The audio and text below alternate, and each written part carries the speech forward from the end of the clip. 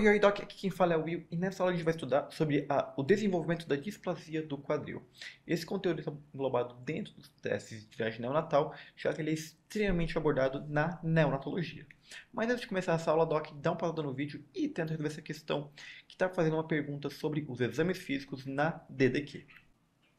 Beleza, para a gente conseguir compreender o que é a displasia do desenvolvimento de quadril, a gente precisa entender como é que o quadril é formado. A sua estrutura é composta pela bacia, que é formada pelo ilho, isquio e pubis, e pelo fêmur.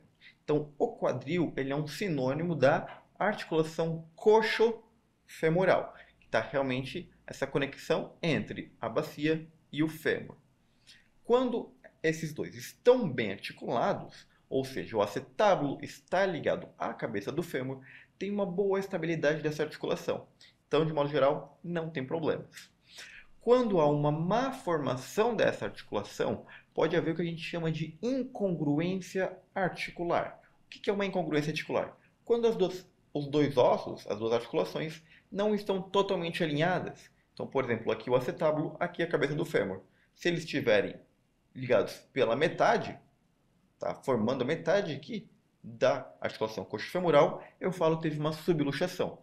Se aqui está o acetábulo e aqui está a cabeça do fêmur, um não está relacionado com o outro, eu tenho uma luxação total. Então a incongruência articular, ela leva a uma luxação dessa articulação coxofemoral. E é justamente isso que é a displasia do desenvolvimento de quadril. Displasia significa um desenvolvimento errado, uma formação errada. Um desenvolvimento anormal. Displasia, ou seja, um erro no desenvolvimento do quadril. Então a DDQ, a sigla para esse nome, ela não é uma luxação que a criança já nasce com as duas articulações fora. Ela é um erro que ocorre após o nascimento. Aos poucos vai havendo comprometimento da estabilidade coxofemoral e isso vai levar a uma incongruência articular, ou seja, vai levar a uma luxação completa dessa estrutura. Então aqui a gente está vendo um quadril normal, o acetábulo bem conectado à cabeça do fêmur, e aqui subluxação, quando há uma incompleta conexão entre o acetábulo e a cabeça do fêmur, e aqui uma luxação total, bem alta por sinal. Aqui está o acetábulo, aqui está a cabeça do fêmur bem superior ao acetábulo. E o quão prevalente é a DDQ? A DDQ ela pode ser representada de duas formas. A criança que já nasce com o quadril luxado, não é a maioria dos casos. Geralmente, a DDQ é uma doença progressiva, é uma formação que nasce tranquilamente normal, ela se forma lá na embriologia totalmente normal e com o desenvolvimento vai acontecendo os problemas nesse desenvolvimento por si próprio. Por isso que o nome de displasia é de desenvolvimento, porque ele vai se desenvolvendo de forma errada. As crianças que nascem com luxação congênita no quadril são em minoria. Ela ocorre somente em 2 a 3% dos casos de DDQ. Geralmente, quando a criança já nasce com o quadril luxado, ela tem alguma síndrome genética ou alguma doença neuromuscular que já está representando o seu sinal no quadril. Então, geralmente, essa DDQ, quando a criança nasce com o quadril luxado, significa que ela é uma afecção secundária. Ela não se deformou idiopaticamente ou por algum determinado fator. Ela se deformou por uma doença de base. A maior parte das DDQs, elas nascem normais e se desenvolvem deficientemente. Ou seja, elas vão se formando de forma errada. Por isso a gente diz que geralmente, 95% dos casos, o quadril ele nasce normal, ele é formado normal lá no embrião e ele vai crescendo anormalmente. Então vai se tornando gradualmente mais anormal. É um distúrbio que vai piorando ao longo do tempo. E quais são os fatores que levam à formação da DDQ? Geralmente a DDQ ela ocorre em uma primigesta, então uma mulher que teve o filho pela primeira vez, e aumenta ainda mais a chance se essa mulher tiver um oligodrâmino, ou seja, pouco líquido amniótico lá na bolsa. Isso faz com que haja pouco espaço para a formação do quadril do bebê, ele fica naturalmente torto e faz com que o quadril se forme de forma errada. E outro fator de risco também, muito importante na DDQ, é a apresentação pélvica. E faz muito sentido. A criança ela vai ficar com as pernas para baixo, As pernas não vão ficar perfeitamente alinhadas, vai ficar meio que deformado, então assim a pelve acaba se formando de forma errada. Isso é bem visível por um seguinte motivo: cerca de 2 a 3% de todos os tipos de parto são partos pélvicos. Então é uma minoria realmente dos casos em que há apresentação pélvica. Só que quando há apresentação pélvica, a porcentagem de crianças com DDQ é de 16%, muito superior aos 2, 3% das gestações cujas crianças nascem com DDQ. Outra informação muito importante também é que brancos e americanos geralmente nascem 15 casos de DDQ para cada 1.000 nascidos vivos. Já em negros asiáticos, esse número gira em torno de 0,1 a 5 crianças com DDQ para cada 1.000 nascidos vivos. Ou seja, brancos e americanos têm uma predisposição muito maior de desenvolver DDQ do que negros e asiáticos. E por fim, DDQ na família também é muito importante. Quando alguém na família tem DDQ, a chance de uma próxima criança nascer com DDQ é de 12 a 33%, e essa chance aumenta em 7 vezes se esse parente for um irmão.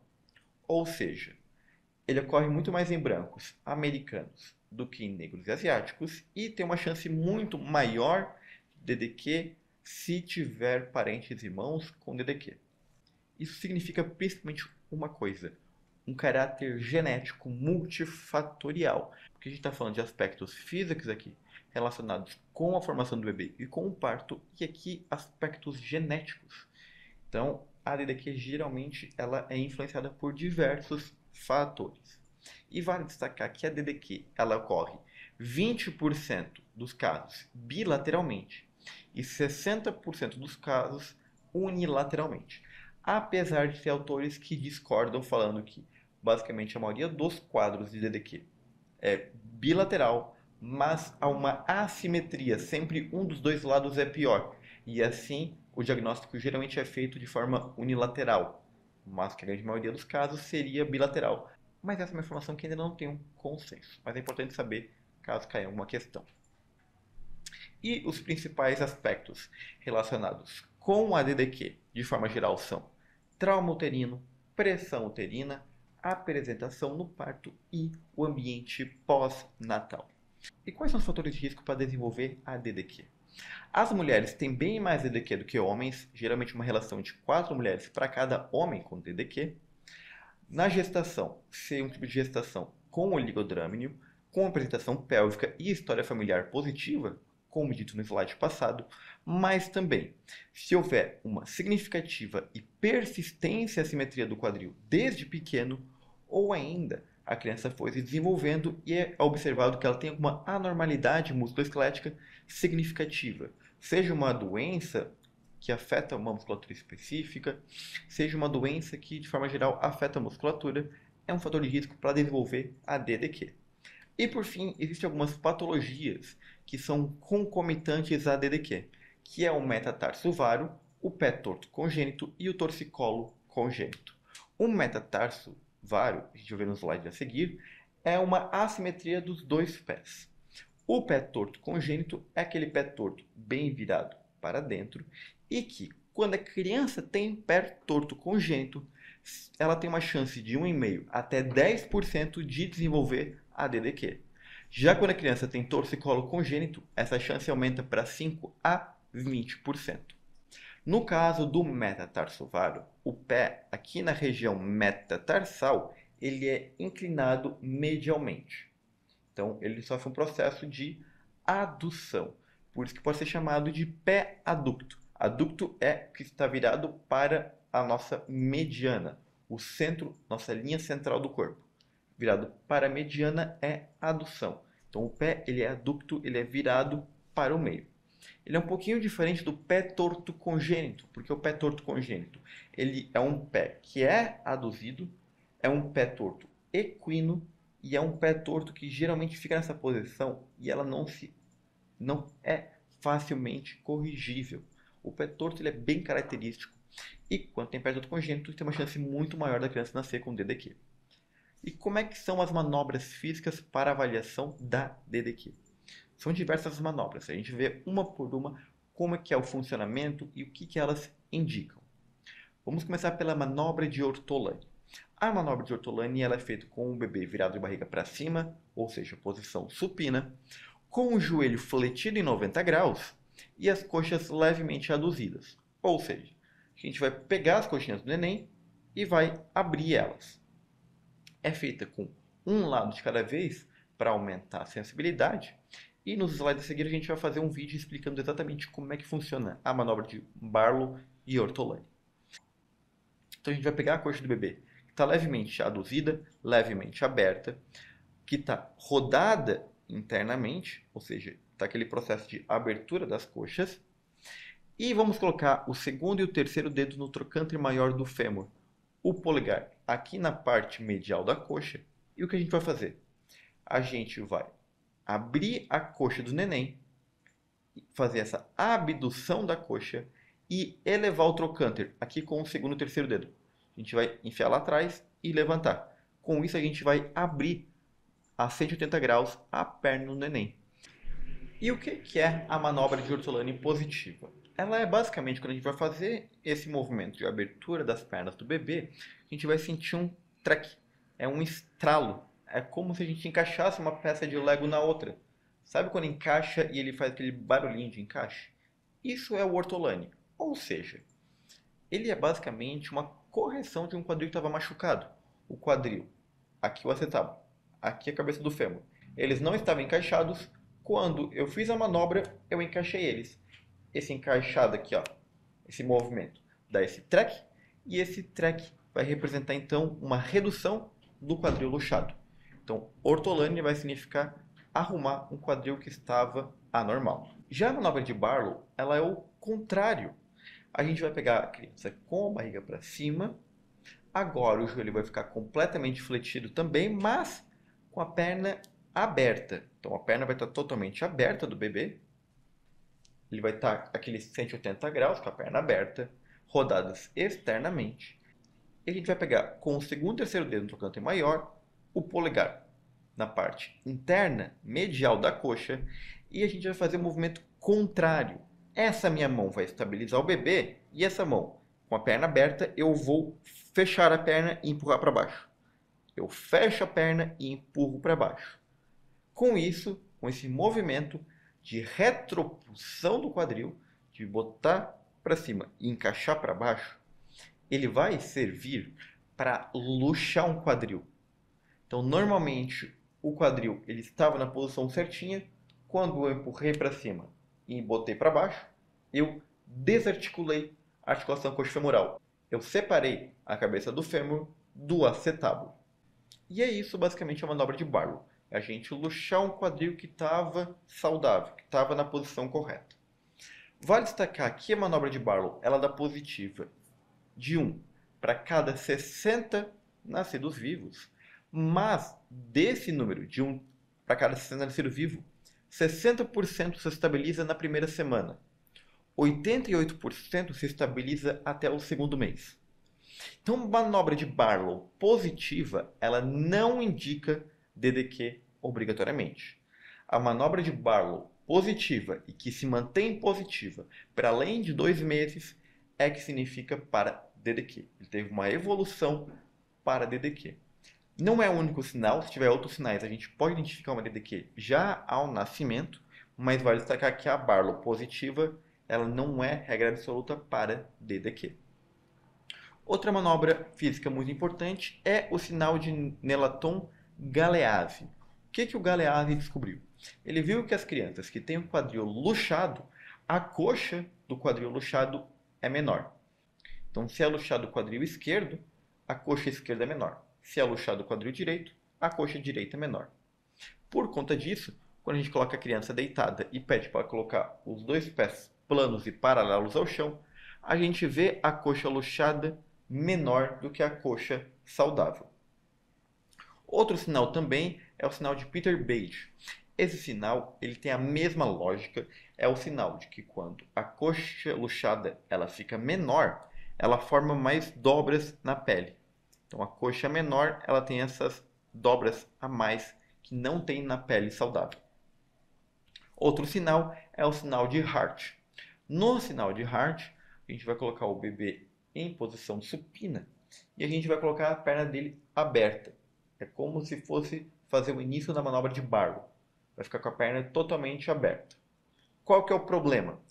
Quando a criança tem o quadril luxado e principalmente quando é bilateral, essa perna ela não fica paralela ao chão, à mesa. Ela não fica aberta em 180 graus. Ela tem uma certa limitação para abrir a perna. Se tiver assimétrico, a gente vai ver a perna luxada para cima e a perna saudável para baixo. Se tiver saudável as duas, vão ter as duas pernas para baixo. Então as duas pernas vão ficar bem para baixo. Se as duas for luxadas, vão ficar as duas pernas mais para cima. Elas não vão abrir totalmente. Quadril saudável abre totalmente. Quadril não saudável, ele abre só parcialmente. Outro sinal é o sinal de Klizik. Esse sinal é o seguinte: a gente vai pegar o dedo médio, o terceiro quirodáctilo, e colocar no trocânter maior, e o segundo dedo, o indicador, a gente vai colocar na espinha ilíaca antero-superior. Quando a gente fizer isso, normalmente, o fêmur ele está com a cabeça inferior à espinha ilíaca. Por quê? Porque o fêmur vai estar correlacionado com o acetábulo. Então ele fica para baixo da espinha ilíaca superior. Quando a gente traça essa linha reta, a linha reta ela passa pelo umbigo. Então colocando ali o dedo, a gente traça uma linha reta entre os dois dedos e essa linha ela tem que bater no umbigo. Se não tiver articulado corretamente a articulação coxofemoral, o fêmur vai ficar mais elevado, vai ficar mais superior. Quando a gente traçar a linha reta, essa linha não vai bater no umbigo, vai passar por baixo do umbigo. Ou seja, vai passar por entre o umbigo e a pelve. Então, o Klizik positivo, ele significa que a linha não bateu no umbigo. Se a linha não bater no umbigo, tem algo errado nessa coxa. E o último exame físico a ser realizado é a marcha ou o sinal de Trendelenburg. Na marcha ou sinal de Trendelenburg é o seguinte: a criança, por ter o quadril luxado, ela não tem estabilidade naquela coxa. Sem estabilidade naquela coxa, não há uma formação adequada daquela musculatura. Então a musculatura ali no quadril luxado fica mais fraca. Uma pessoa normal, quando vai andar, o pé que está bambo, que está sem apoio, vai ficar, de certa forma, sem força de segurar. Mas a musculatura contralateral, ela vai se contrair para segurar esse quadril bambo. Então percebam que com essa musculatura, ela contrai para segurar essa perna bamba. Isso num quadril normal.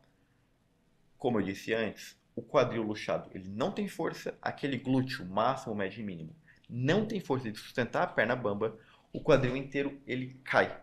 Então ele vai se virar para o lado que não tiver apoio. Então o quadril que está luxado ele não tem força de sustentar. A marcha de Trendelenburg é aquela marcha em que a criança está caminhando e o quadril, sempre que não tiver apoio, ele vai ficar caindo a cada passo dela. Não é tão forte quanto eu estou aqui fazendo, mas se observar bem ela caminhando, ela vai ter essa assimetria, essa queda tanto do tronco quanto aqui dos glúteos. Já o sinal de Trendelenburg, ele é extremamente parecido. Ele é simplesmente avaliar isso com a criança parada. Porque com a criança parada a gente também consegue avaliar essa linha torta que não está na horizontal dos glúteos. Então aqui, ó, observe os traçados que não estão simétricos. O lado mais fraco, o lado sem apoio, ele sempre vai ficar mais bambo. E beleza, a gente compreendeu como é que a gente faz o exame físico no recém-nascido para avaliar se a criança tem DDQ. Qual que é o tratamento? O tratamento ele vai depender se esse diagnóstico ele for precoce, tardio ou extremamente tardio. O diagnóstico precoce ocorre quando a gente diagnostica a DDQ em até 2 meses de vida. E ele é o melhor tratamento possível porque ele se torna muito mais fácil. Nesse período em que ainda não houve totalmente a formação do quadril, a gente pode colocar simplesmente a criança no suspensório. O suspensório mais comum é o suspensório de Pavlik. E nesse suspensório, a coxa ela vai ficar bem aduzida e flexionada para permitir que haja uma boa formação dessa estrutura. Se esse diagnóstico ele for tardio, ou seja, com mais de 3 meses de vida, ou se esse diagnóstico ele foi precoce, mas a Pavlik não resolveu, a gente vai ter que engessar. Então vai ser engessado esse quadril e tem que fazer uma modificação constante desse engessamento para a formação mais correta do quadril, mas é feito esse engessamento e estabilidade mais forte do quadril. E se o diagnóstico for muito mais tarde, ou seja, se já tiver o sinal de Trendelenburg, aí o tratamento ele é cirúrgico. Não tem mais como resolver simplesmente com o suspensório. Vale destacar que o Trendelenburg ele é visível para a criança que está andando, está em pé. Ou seja, a Trendelenburg é um sinal muito tardio. Então, geralmente, quando está falando que Trendelenburg é positivo, já é um diagnóstico tardio, já é um diagnóstico que só pode ser tratado cirurgicamente. Agora que a gente terminou a aula, bora ver a questão que a gente viu lá no início da aula. Sobre as manobras para a detecção da displasia congênita no quadril, no recém-nascido, assina a alternativa correta. A manobra de Ortolani verifica se o quadril é luxável. Não. A Ortolani é aquela que é para encaixar o que está fora. Quando eu levanto a perna, ele faz aquele track, é porque encaixou o acetábulo com a cabeça do fêmur. Então eu estou reduzindo, não luxando. A manobra de Galeazzi verifica se o quadril está luxado? Mais ou menos. Ela verifica que o quadril é instável pela assimetria. Verificar se o quadril está luxado é a manobra de Ortolani, porque eu só consigo verificar que ele está realmente luxado se esse quadril for corrigível, se esse quadril puder sofrer redução. Então, quem verifica se está luxado é Ortolani, não Galeazzi. Galeazzi é para ver a assimetria de um quadril instável. A manobra de Barlow verifica a assimetria entre o tamanho dos membros inferiores? Não, isso é manobra de Galeazzi. Então, as três aqui estão trocadas. Quadril luxável, Barlow. Quadril está luxado, Ortolani. Galeazzi, a assimetria entre as duas pernas. Então, a letra certa é a letra D, nenhuma afirmativa está correta. E agora, bora fazer uns flashcards para consolidar bem esse conteúdo. O que é uma luxação do quadril? A luxação é quando não tem uma boa articulação entre o acetábulo e a cabeça do fêmur. Ou seja, eu tenho uma incongruência articular entre acetábulo e cabeça do fêmur. Geralmente, as crianças que possuem DDQ já apresentam um quadril luxado ao nascimento. Verdadeiro ou falso? Essa afirmativa ela é falsa. É uma grande minoria das crianças que apresenta quadril luxado já no nascimento. Somente cerca de 2 a 3% dos casos de DDQ. O sinal de Trendelenburg é um sinal tardio que ocorre devido à assimetria das pernas e à falta de força da articulação coxofemoral comprometida. Frase muito longa, vamos quebrá-la por partes. É um sinal tardio? Sim, porque Trendelenburg necessita que a criança saiba andar. E se ela sabe andar, ela tem no mínimo 1 ano de idade. Que ocorre devido à assimetria das pernas e à falta de força da articulação coxofemoral comprometida? Perfeito. É aquilo que eu falei da estabilidade. Tu levanta um pé, o lado contralateral tem que aguentar a perna bamba. Se ele não aguentar, porque esse lado for fraco, tanto o quadril quanto o tronco se inclina para o lado mais fraco. Então a afirmativa ela é verdadeira. O sinal de Trendelenburg ele vai representar uma fraqueza dos músculos do quadril e isso vai levar a uma dificuldade para deambular. Esse deambular bem torto. E essas são as referências utilizadas na aula